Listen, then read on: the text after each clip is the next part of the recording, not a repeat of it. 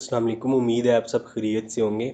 आज हम अपना चौथा सेशन जो है वो स्टार्ट करते हैं, जिसमें हम एक छोटी सी ऐप बनाएंगे, डिजिटल काउंटर टाइप या तस्बीह टाइप, जैसे हम यूज़ करते हैं घरों में। ठीक है, इसमें क्या होगा कि सिंपल ऊपर हम एक जो है वो इमेज व्यू लगाएंगे, नीचे ऐप का नाम लिखेंगे और उसके नीचे एक हम जो है ना अपना काउंटर लगाएंगे। ठीक है, और जैसे जैसे हम ऐड के बटन पे या काउंट के बटन पे क्लिक करते जाएंगे, वो 1 2 3 4 5 6 7 इसी तरह होता जाएगा। और रीसेट के बटन पे क्लिक करेंगे तो वो रीसेट हो जाएगा। हम फ़िलहाल अपना जो ये प्रोजेक्ट है इसको क्लोज़ करते हैं और नया प्रोजेक्ट स्टार्ट करके उसमें एक एक करके ये सारी चीज़ें हम स्टार्ट करते हैं। अच्छा, ये मैंने अपना नया प्रोजेक्ट ओपन करके स्टार्ट करके इसको ओपन कर लिया। ठीक है, तो सेम उसी तरह हमारे पास जो है ना वो एक ही एक्टिविटी है। ठीक है, जिसका ये जावा कोड पड़ा हुआ है और ये लेआउट के अंदर उसका एक्सएमएल कोड बना हुआ है। अच्छा, इस ऐप को ना हम कोशिश करेंगे कि हमने रिस्पॉन्सिव बनाना है। अच्छा, रिस्पॉन्सिव ये होता है कि समटाइम्स अगर हम इसको हार्ड कोड करें, अपने बटन्स लगाते हैं या लेआउट्स लगाते हैं, तो वो ऐप को जब हम किसी और फ़ोन पे रन करते हैं तो वो सारी चीज़ें ऊपर नीचे हो जाती हैं। ठीक है, रिस्पॉन्सिव डिज़ाइन ये होता है कि अगर आपने उसको बड़े फ़ोन के ऊपर ओपन किया है तो वो खुद ब खुद सारी चीज़ें उसी पर्सपेक्टिव या उसी रेशो के साथ जो है ना वो ज़ूम हो जाएँ या खुद ब खुद एडजस्ट हो जाएँ। ठीक है, और छोटे फ़ोन पे जाएँ तो वो खुद ब खुद सारे व्यूज़ जो हैं वो छोटे हो जाएँ और उनकी जो ओरिएंटेशन है, उनकी जो अरेंजमेंट है वो ख़राब नहीं होनी चाहिए। तो हम ये कोशिश करेंगे कि ये ऐप जो है हमने ये लीनियर लेआउट में बनानी है। ठीक है, रिस्पॉन्सिव बनानी है और इसके अंदर जो है ना हम नेस्टेड लीनियर लेआउट भी यूज़ करेंगे। नेस्टेड लीनियर लेआउट ये होता है कि एक लीनियर लेआउट हम पहले यूज़ करते हैं, उसके अंदर एक और लीनियर लेआउट यूज़ करते हैं, जिसके अंदर हम फिर अपनी उसकी ओरिएंटेशन चेंज करके उसके अंदर डिफरेंट बटन्स लगाते हैं। तो सबसे पहले हम एक्सएमएल के स्प्लिट कोड में आते हैं। ठीक है, ये जो ऑलरेडी कोड बाय डिफ़ॉल्ट लिखा होता है इसको हम रिमूव करते हैं और कंस्ट्रेन लेआउट की जगह पे हम अपना लीनियर लेआउट लगाते हैं। ठीक है, इसको ठीक है, कंस्ट्रेन लेआउट को हम मार्क करते हैं और इसकी जगह पे हम अपना लीनियर लेआउट लगाते हैं। सिंपल आप इसको रिमूव करेंगे और अभी लीनियर ही लिखेंगे तो हमारा लीनियर लेआउट लग जाएगा। अच्छा, ये लीनियर लेआउट हमारा एम्बेड हो गया। ठीक है, इसमें सबसे ऊपर पहले नंबर पे हम इसकी ओरिएंटेशन देंगे और वर्टिकल देंगे। ठीक है, क्योंकि हम चाहते हैं कि सबसे टॉप पे हमारा इमेज आए, उसके बाद नीचे दूसरी चीज़ें आएँ। अच्छा, उसके बाद मैंने इमेज व्यू लगाया। ठीक है, उसकी विड्थ जो है मैंने मैच पेरेंट की और हाइट जो है वो मैंने अभी फ़िलहाल वो भी मैच पेरेंट कर देता हूँ। अच्छा, मैच पेरेंट एक्चुअली क्या होता है? मैच पेरेंट ये होता है, इसमें ना 3 डिफरेंट टाइप के साइज़ेज़ होते हैं। एक तो हम हार्ड कोड देते हैं। ठीक है, जैसे 120 डीपी, इंचीज़, मिलीमीटर या समथिंग। उसके बाद एक होता है रैप कंटेंट और एक होता है मैच पेरेंट। इन सब में इनफैक्ट फ़र्क क्या है कि जब हम मैच पेरेंट लिखते हैं तो क्या होता है कि जितनी स्क्रीन का साइज़ है वो इमेज व्यू जो है उसको सारे के सारे को कवर कर लेगा। लेट्स सपोज मैं एक बड़े फ़ोन के ऊपर हूँ।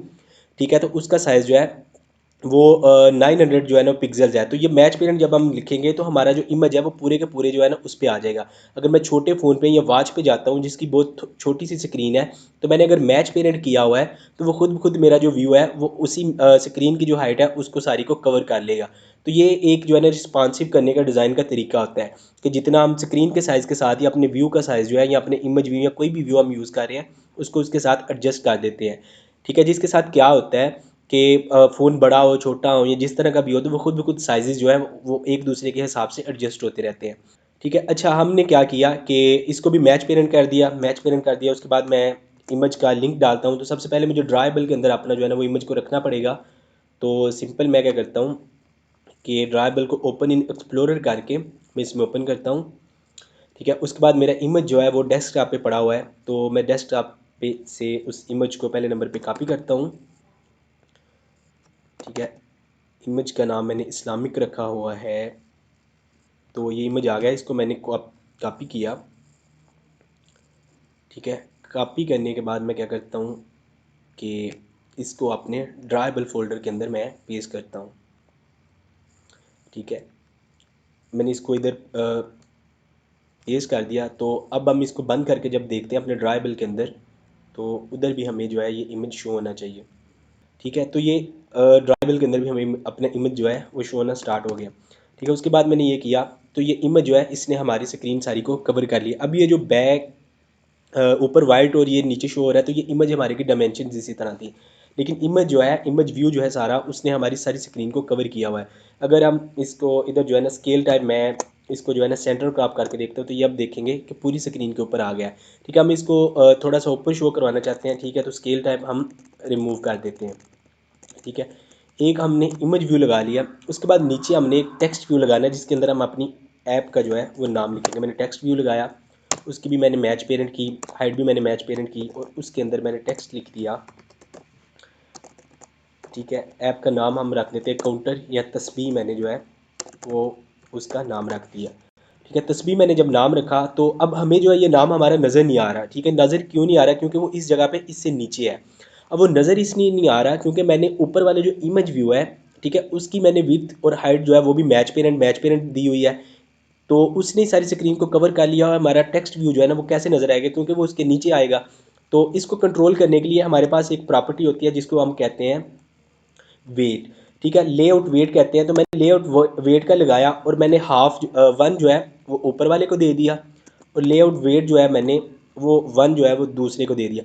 अब क्या हुआ है कि टोटल हमारी जितनी स्क्रीन होगी उसकी हाफ स्क्रीन जो है वो ऊपर वाला इमेज व्यू कवर कर लेगा, और हाफ जो है वो नीचे वाला जो है दूसरा वो कवर कर लेगा। कि मैंने क्या किया, दोनों को वन वन वेट दे दिया कि टोटल स्क्रीन को आपने टू हिस्सों पे डिवाइड करना है। और उनको डिवाइड करने के बाद आपने जो है ना टू पार्ट्स पे, तो आपने फर्स्ट वाला पार्ट जो है वो इमेज व्यू को दे देना है और दूसरे वाला जो है वो टेक्स्ट व्यू को दे देना है।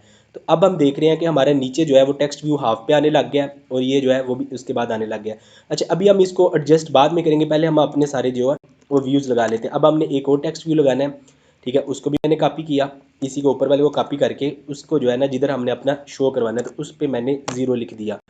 ठीक है, ज़ीरो लिखने के बाद अब क्या है कि मैंने इसका भी वेट वन दे दिया। अब हुआ क्या है कि उसने पूरी स्क्रीन जितनी भी होगी जिस डिवाइस पे जाएगा उसको तीन हिस्सों में डिवाइड किया है। एक हिस्सा उसने इमेज व्यू को दे दिया है, एक हिस्सा उसने टेक्स्ट व्यू को दे दिया, एक हिस्सा उसने नीचे वाले टेक्स्ट व्यू को दे दिया। अब हम चाहते ये हैं कि हमारा जो नीचे वाला टेक्स्ट व्यू है वो ज़्यादा स्क्रीन पे बड़ा शो हो, जबकि ऊपर वाले जो दो हैं वो छोटे पे शो हों। तो मैं क्या करूँगा, ऊपर वाले दोनों को दो दो जो है मैं वेट दे दूँगा। ठीक है, और जो नीचे वाला है मेरा उसको मैंने वन ही दे दिया। तो अब ये मेरा नीचे वाला टेक्स्ट व्यू जो है वो बड़ा शो हो रहा है, और ऊपर वाले जो दो टेक्स्ट व्यू हैं वो छोटे मेरे शो हो रहे हैं। अच्छा, उसके बाद मैंने एक और काम करना है। मैंने इस टेक्स्ट व्यू का अपना साइज़ जो है वो मैंने इंक्रीज़ करना है। ठीक है, मैंने टेक्स्ट साइज़ जो है इसको मैं 60 dp कर देता हूँ। ठीक है, 60 भी छोटा है तो मैं इसको क्या करता हूँ 80 dp जो है वो एडजस्ट कर देता हूँ। ठीक है, उसके बाद अब मैंने नीचे दो बटन लगाने हैं, हम वो बटन लगा लेते हैं। तो उसके बाद बाकी सारा हम जो अपना साइज़ है उसको एडजस्ट करते हैं। ठीक है, मैंने नीचे जो है एक और लीनियर लेआउट लूँगा, क्योंकि मैंने दो बटन जो है ना वो एक दूसरे के पैरेलल रखने हैं। ठीक है, पहले हम चलो वैसे रख के देख लेते हैं। मैंने जो है ना सिंपल एक बटन व्यू लिया। ठीक है, बटन व्यू लिया, इसकी भी विड्थ जो है मैंने मैच पेरेंट रखी। ठीक है, और हाइट भी मैंने मैच पेरेंट रखी, इसको ऐसे क्लोज कर दिया। और उसके बाद मैंने इसका भी वेट जो है वो मैंने दो दिया। ठीक है, तो अब ये नीचे हमारा इस जगह पे बटन आ गया। बटन के ऊपर मैंने टेक्स्ट लिखा, टेक्स्ट में शो करवा देता हूँ काउंट। ठीक हो गया, और इसके भी मैं टेक्स्ट साइज़ जो है वो थोड़ा सा बड़ा कर देता हूँ ताकि हमें प्रॉपर्ली नज़र आए। तो टेक्स्ट साइज़ जो है मैं इसका 40 dp कर देता हूँ। ठीक है, उसके बाद हमने एक और बटन लगाना है। ठीक है, मैंने इसी बटन के कोड को कॉपी किया और इसको इसके नीचे पेस्ट कर दिया। अब ये देखें हमारे दो बटन जो हैं वो शो होना स्टार्ट हो गए हैं।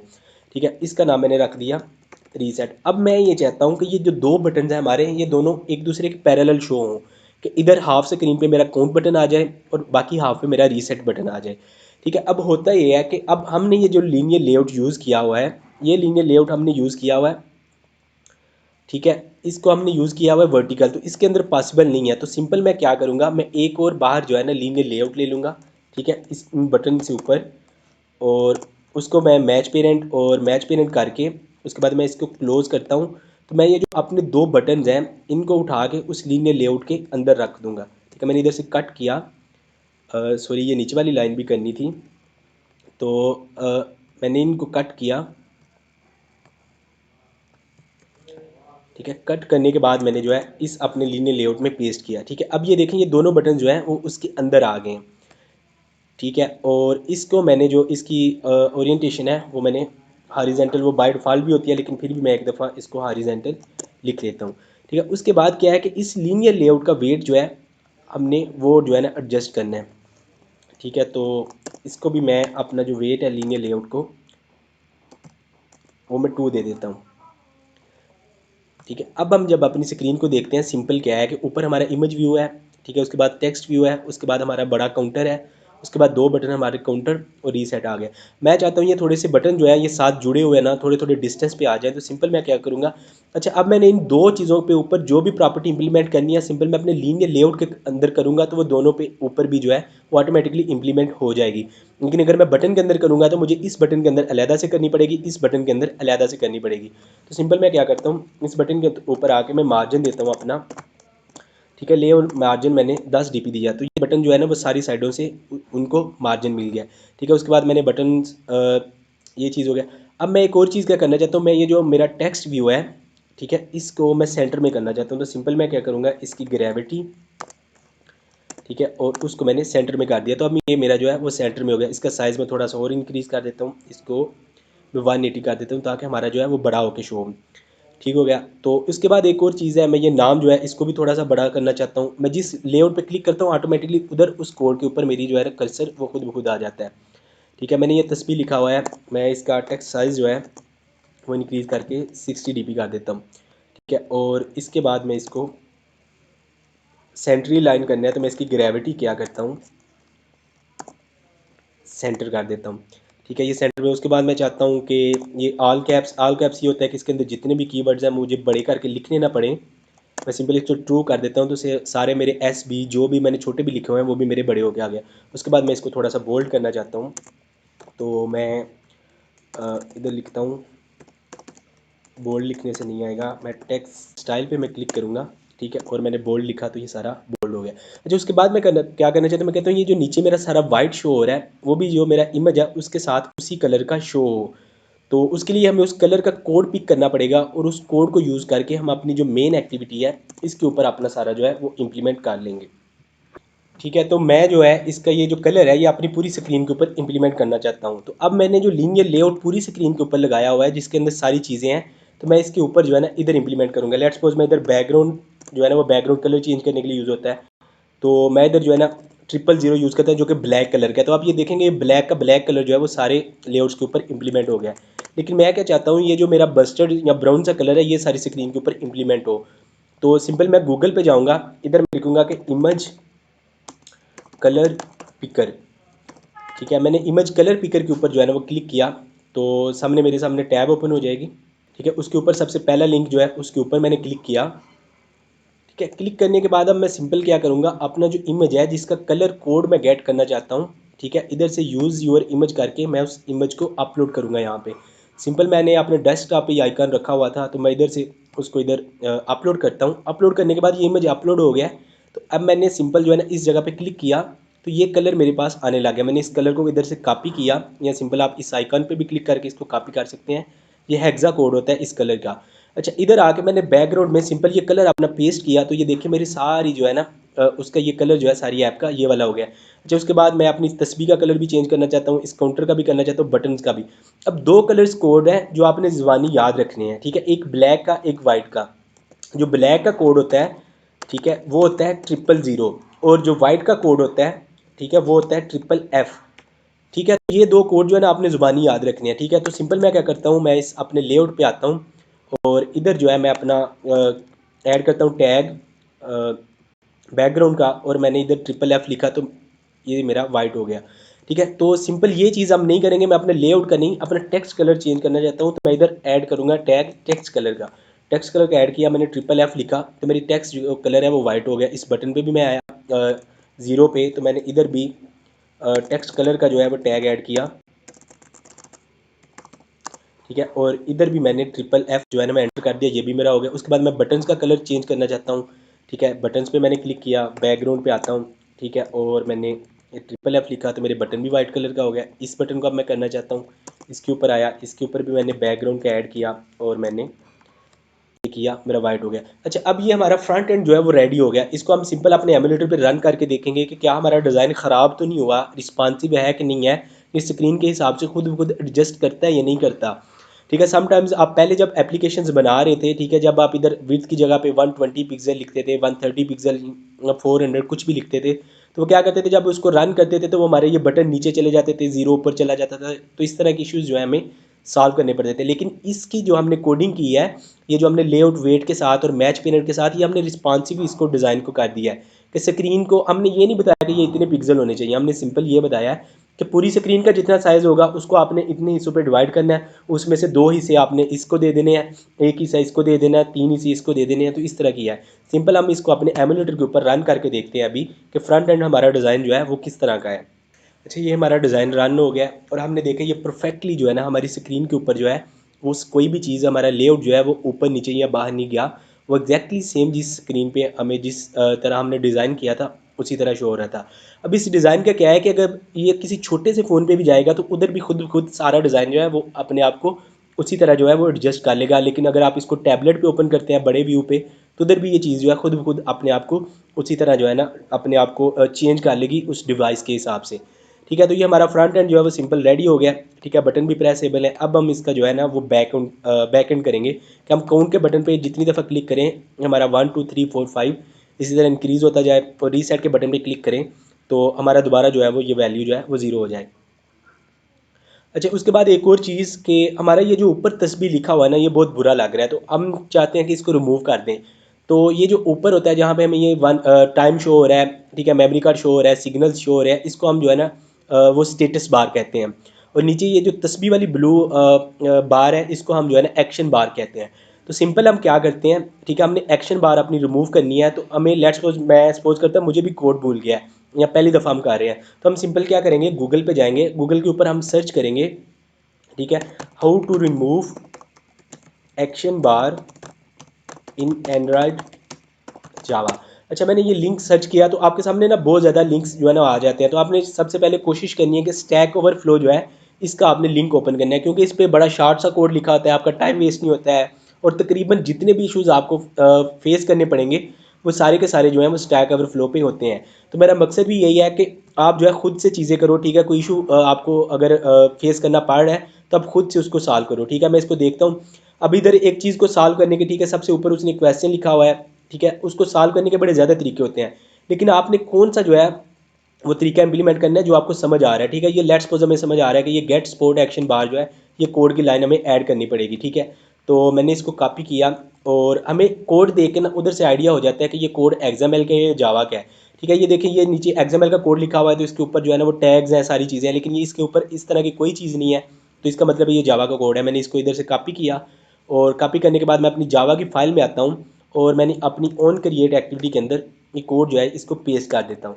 ठीक है, पेस्ट करने के बाद मैं दोबारा से इसको एप्लीकेशन को अपनी को रन करता हूँ, तो अब मैं देखता हूँ कि हमारा ये जो टास्क बार ऊपर लिखा हुआ था ये रिमूव होता है या नहीं होता। ठीक है, ये अप्लाई चेंजेस होते हैं और ये देखें ये रन हो गया, तो हमने देखा कि क्या हुआ है कि हमारा एक्शन बार जो है वो ऊपर से रिमूव हो गया। इस तरह आप कोई भी चीज़ खुद से कल को चेंज करना चाहते हैं तो उसको भी आप इसी तरह जो है ना वो स्टैक ओवरफ्लो पे या गूगल पे सर्च करके उसको आप इम्प्लीमेंट कर सकते हैं। ठीक है, उसके बाद ये बटन्स हमारे दोनों आपस में जुड़े हुए हैं, थोड़े से बुरे लग रहे हैं, तो मैं इन बटन्स को थोड़ा थोड़ा आपस से दूर करना चाहता हूँ। ठीक है, तो सिंपल मैं क्या करता हूँ, अपने एक्सएमएल कोड के अंदर आता हूँ और बटन्स के अंदर अपने मैं थोड़ा थोड़ा मार्जिन दे देता हूँ। ठीक है, मैंने लेआउट मार्जिन जो है वो 10 dp दे दिया इधर, और इस जगह पे इधर भी मैं अपना लेआउट मार्जिन जो है उसको मैंने 10 दे दिया। ठीक है, तो ये जो डिज़ाइन लेआउट है उधर हमें शो हो रहा है कि हमारे बटन जो है वो दूर दूर हो गए हैं। इसी चीज़ को हम अपने एमुलेटर पे भी रन करके देखते हैं कि क्या वाकई ये चीज़ इंप्लीमेंट हुई है कि नहीं हुई। तो हम थोड़ा सा वेट करेंगे ग्रेडल बिल्ड हो ले और उसके बाद जो है ना ये एप्लीकेशन रन हो ले हमारे एमुलेटर पे, तो फिर हम चेक करेंगे बटन्स दूर हुए हैं कि नहीं। तो ये देखें ये बटन्स जो है वो दोनों आपस में थोड़े थोड़े डिस्टेंस पे आ गए हैं। अच्छा, अब हम इसकी क्या कहते हैं कि जावा की कोडिंग करेंगे कि इस बटन पे मैं क्लिक करूं तो मेरा जो ये जो काउंटर है ये 1 2 3 या जितनी दफ़ा मैं काउंट करता जाऊं तो ये काउंट होता जाए। ठीक है, तो सिंपल फ़िलहाल मैं थोड़ी देर के लिए अपना एमुलेटर जो है इसको मिनिमाइज़ कर देता हूं और मैं अपनी जावा की फ़ाइल में आता हूं। ठीक है, अब जावा की फ़ाइल में क्या होता है कि हर हमारी जो फ्रंट एंड की फ़ाइल है वो हमारी जावा की फ़ाइल के साथ ऑटोमेटिकली कनेक्टेड होती है। वो कनेक्टेड कैसे होती है कि ये जो एक्टिविटी है फ्रंट एंड की इसका नाम हमने रखा हुआ है मेन एक्टिविटी, और मेन एक्टिविटी जब हम इधर जाते हैं तो ये सिंपल लिखा हुआ है set content view activity main. ठीक है, इसके अंदर अब क्या है कि इस लाइन का क्या मतलब है कि ये वाली जो बैक एंड की फाइल है इस वाली जो फ्रंट एंड की फाइल है उसके साथ कनेक्टेड है। अच्छा, इसको जब हम ओपन करते हैं सबसे ऊपर हमारा पैकेज नेम होता है जो मैंने आपको बताया था कि यूनिकली आइडेंटिफाई हमारे प्रोजेक्ट को करने के लिए होता है। उसके बाद ये लाइब्रेरीज होती हैं डिफरेंट, जो हम नीचे यूज़ करते हैं ये खुद ब खुद इंपोर्ट होती जाती हैं, ये हमारे काम की कोई चीज़ नहीं है। उसके बाद ये हमारी एक्टिविटी का नेम होता है। अच्छा, इधर से हमारा एक्चुअली कोड जो है हमारी एप्लीकेशन का, हमारी एक्टिविटी का, वो इधर से स्टार्ट हो रहा है। इसके अंदर एक जो है वो फंक्शन जो है वो खुद ब खुद लिखा हुआ है, जिसको हम ऑन क्रिएट कहते हैं। अच्छा, ऑन क्रिएट क्या करता है कि जैसे हम कोई एप्लीकेशन अपनी रन करते हैं, ठीक है, तो वो जब क्रिएट हो रही होती है हमारी एक्टिविटी, तो वो ये फंक्शन तब रन होता है। इसके अंदर हम जो भी कोड लिखेंगे, ठीक है, वो सारे का सारा कोड जो है वो तब रन हो जाएगा जब एक्टिविटी क्रिएट हो रही थी। ठीक है, लेट्स सपोज मैंने ये जो गेट स्पोर्ट एक्शन बार हाइड का नीचे जो लाइन ऐड की थी ये वाली, तो ये मैंने ऑन क्रिएट के अंदर लिखी है। तो इससे क्या होता है कि जैसे हमारी एक्टिविटी क्रिएट होती है उसी टाइम एक्शन बार बटन जो है वो रिमूव हो जाता है। अगर मैं इसको इधर से हटा के नीचे किसी जगह पे लिखूंगा तो फिर मुझे उधर से इसको जो है वो कॉल करना पड़ेगी, ठीक है, इसको इम्प्लीमेंट करने के लिए। ठीक है, तो सिंपल मैं क्या करता हूँ, ठीक है, ऑन क्रिएट के अंदर हमने जो है ना क्या किया है कि इसको लिख लिया है। अच्छा, अब हमने करना क्या है, हमने सबसे पहले तो ये वाला जो हमारा टेक्स्ट व्यू है, ठीक है, इसको हमने बैक एंड के अंदर अपने ले के आना है। ठीक है, बैक एंड के अंदर ले के आना है जहाँ पे हम इसको चेंज कर सकेंगे। तो हम बैक एंड के साथ इसको लिंक कैसे करते हैं कि टेक्स्ट व्यू के अंदर हम अपनी एक आईडी देते हैं, आईडी का टैग होता है, आईडी का टैग दिया, और ये इतना टैग जो है ये आपने हर एक के अंदर लिखना होता है। उसके बाद आगे आईडी का मैं नाम दूंगा, इसको सिंपल मैं रख देता हूँ इसका नाम काउंटर आईडी। ठीक है, अब ठीक है, काउंटर आईडी मैंने इसका नाम रख दिया। अब इसके थ्रू मैं इसको बैक एंड के अंदर लिंक करूंगा इस टेक्स्ट व्यू को अपनी जावा की फाइल के अंदर। ठीक है, सबसे ऊपर मैं मेन एक्टिविटी में आ जाता हूँ, इधर मैं अपना एक टेक्स्ट व्यू लेता हूँ। ठीक है, इस तरह हम इंटीजर इस तरह के डिफरेंट टाइप लेते थे। मैंने टेक्स्ट व्यू लिया और मैंने इसका नाम रख दिया माई टेक्स्ट व्यू। ठीक है, ये मैंने इसका नाम रख दिया। अब मैंने क्या करना है कि इस टेक्स्ट व्यू को अपने फ्रंट एंड की जो है उसके साथ मैंने इसको लिंक करना है। तो मैंने सिंपल अपना माई टेक्स्ट व्यू जो मैंने वेरिएबल का नाम रखा था इज़ इक्वल टू, अब इसके अंदर एक टैग होता है फाइंड व्यू बाय आईडी। इस फंक्शन के अंदर मैंने आर आई डी, ये इतना आपने लिखना ही लिखना है। उसके बाद नीचे ऑटोमेटिकली आईडी जो है वो आनी स्टार्ट हो जाएगी। मैंने काउंटर आईडी, ये काउंटर आईडी कौन सी है जो मैंने इस जगह पे इस लेआउट को दी थी। ठीक है, मैंने काउंटर आईडी इधर पे लिखा। तो अब क्या हुआ है कि मेरी ये जो काउंटर आईडी है, ये वाला जो मेरा सारा टेक्स्ट व्यू है ये वाला, ठीक है, ये मेरा किसके साथ लिंक हो गया है, माई टेक्स्ट व्यू के अंदर। अब मैं इधर से माई टेक्स्ट व्यू को जो भी चेंजिंग करूँगा वो ऑटोमेटिकली जो है इसके अंदर चेंजिंग आ जाएगी। ठीक है, मैंने इसको चेंजिंग, अब लेट्स सपोज मैं क्या करता हूँ, इधर से हम चेक करके देखते हैं मैंने माई टेक्स्ट व्यू में क्या किया।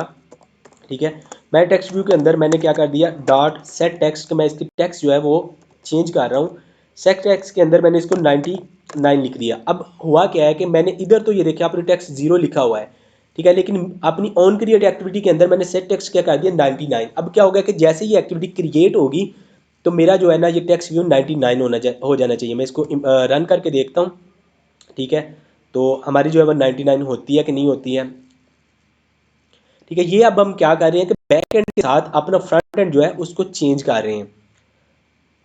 ठीक है, ये हमारा ग्रेडल जो है वो बिल्ड रन हो रहा है। ठीक है, ये देखें। अच्छा, ये देखें, हमने क्या देखा कि हमारा जो बटन है वो ऑटोमेटिकली अब इस 1 की जगह पे 99 जो है वो शो होना स्टार्ट हो गया। ठीक है, तो इसको हम अगेन से जो है ना एप्लीकेशन को बंद करके इसको एमुलेटर को मिनिमाइज़ करते हैं।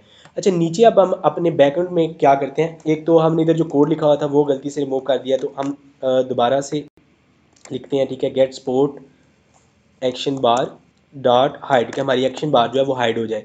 ठीक है, उसके बाद ये हमने गेट कर लिया, ये हमने जस्ट टेस्टिंग के लिए लिखा था, इसको हम डिलीट कर देते हैं। उसके बाद नीचे हम एक फंक्शन लिखते हैं, उसका हम नाम रखते हैं, अच्छा पब्लिक टाइप है उसकी वाइड, उसका हम नाम रखते हैं कि ऐड। ठीक है, ऐड हमने फंक्शन का नाम रख लिया। अब इसके अंदर हमें दो आर्गूमेंट पास करने पड़ते हैं, व्यू। ठीक है, एक बड़ा व्यू फिर इसके बाद एक छोटा व्यू। ये क्या करेंगे कि इस फंक्शन को, अच्छा पहले हमने क्या किया है कि जो अपना टेक्स्ट व्यू था उसको हम क्या कर रहे थे कि फ्रंट एंड के अंदर हमने लिखा है, उसको बैक एंड के अंदर लेके आए हैं। अब हम क्या कर रहे हैं, ये व्यू इसलिए डाल रहे हैं कि हम ये जो फंक्शन है इसको बैक एंड के अंदर लिख रहे हैं और इसको हम अपने फ्रंट एंड के अंदर लेके जाएंगे। ठीक है, तो सिंपल मैंने क्या किया कि मैंने माई टेक्स्ट व्यू जो है, ठीक है, इसको गेट किया और इधर मैंने एक जो है ना वेरिएबल ले लिया। ठीक है, ऊपर मैं इधर ले लेता हूँ इंट नंबर, या मैं इसको लिख लेता हूँ काउंटर। ठीक है, काउंटर हमारा जो हम 0 से स्टार्ट करेंगे। ठीक है, ये 0 हो गया। उसके बाद मैं क्या करता हूँ कि हर दफ़ा जब काउंटर ये वाला फंक्शन कॉल हो तो क्या हो जाए, counter is equal to counter +1, कि काउंटर की जो पुरानी वैल्यू है उसके अंदर एक और जमा हो जाए। ठीक है, लेट्स सपोज काउंटर की अगर 3 है वैल्यू तो उसके अंदर एक और जमा होकर 4 हो जाए, अगर 5 है तो उसके अंदर 6 हो जाए, अगर 7 है तो उसके अंदर 7 हो जाए। ठीक है। तो मैंने क्या लिखा कि काउंटर की वैल्यू क्या है, काउंटर +1। तो अब मैं सिंपल क्या करूँगा, मैंने जो अपना टेक्स्ट व्यू लिया हुआ है उसकी वैल्यू जो है, ठीक है, वो इस काउंटर के इक्वल जो है वो मैं कर दूंगा, प्लस मैंने क्या किया, अपना काउंटर लिख दिया। काउंटर क्या है, ये जो मेरा इंटीजर है, ठीक है। अब क्या होगा कि जो भी काउंटर की वैल्यू होगी वो मेरे सेट टेक्स्ट में शो होगी, ठीक है। अब ये हमने इस तरह कर लिया। अब हमने क्या करना है, इस फंक्शन को कॉल करना है अपने फ्रंट एंड के अंदर, ठीक है। मैं अपने फ्रंट एंड के अंदर जाता हूँ, मैंने ये काउंट बटन पे क्लिक किया। इसके अंदर एक टैग होता है ऑन क्लिक का। ऑन क्लिक का क्या मतलब है कि जब जितनी दफ़ा ये बटन के ऊपर क्लिक हो, तो मैंने क्लिक किया, नीचे ऑटोमेटिकली मुझे ये जो मेरा बैकएंड का फंक्शन था ऐड जो है वो शो होना स्टार्ट हो जाएगा।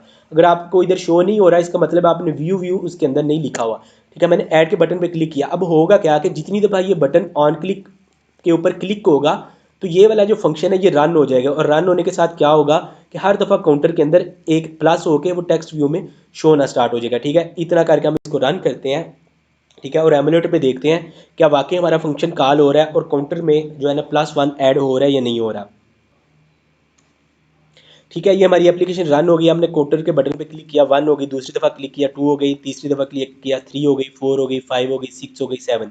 इस तरह हम इसको जितनी दफ़ा क्लिक करते जाएंगे ये वैल्यू जो है हमारी उतनी ऐड होती जाएगी, ठीक है। रीसेट के बटन पे क्लिक कर रहे हैं, अभी कुछ भी नहीं हो रहा क्योंकि रीसेट के ऊपर हमने ऑन क्लिक कभी नहीं लिखा और ना ही ऑन क्लिक के पीछे जो है हमने कोडिंग की है, ठीक है। काउंटर के बटन पे मैं क्लिक कर रहा हूँ, हमारा ऐड होता जा रहा है, ठीक है। अब हम क्या करेंगे, रीसेट बटन की जो है हम वो कोडिंग करेंगे। अच्छा, एक और चीज़ हम देखते हैं, अगर मैंने मेन एक्टिविटी में क्या करता हूँ, मैं इधर counter is equal to counter +2 कर देता हूँ। अब मैं इसको जब रन करूँगा तो क्या होगा कि मेरा 1 की बजाय हर दफ़ा क्लिक करने पे 2 जो है वो रन होगा, ठीक है। अगर मैं इधर 3 लिख देता हूँ तो हर दफ़ा क्या होगा कि मेरा वो बटन क्लिक करने पे 3 जो है वो रन होगा, ठीक है। लेट्स सपोज मैंने अभी काउंटर पे क्लिक किया, 2 हो गया, 4 5 6 या इस तरह मैं इधर जो भी वैल्यू लिखूंगा जितने मैं उसके अंदर ऐड कर रहा हूँ हर दफ़ा उतने ऐड हो जाएंगे, ठीक है। नेक्स्ट काम हमने क्या करना है कि हमने रीसेट का बटन क्लिक करने के जब उसके ऊपर क्लिक हो तो हमारी वैल्यू जो है वो रीसेट हो जाए।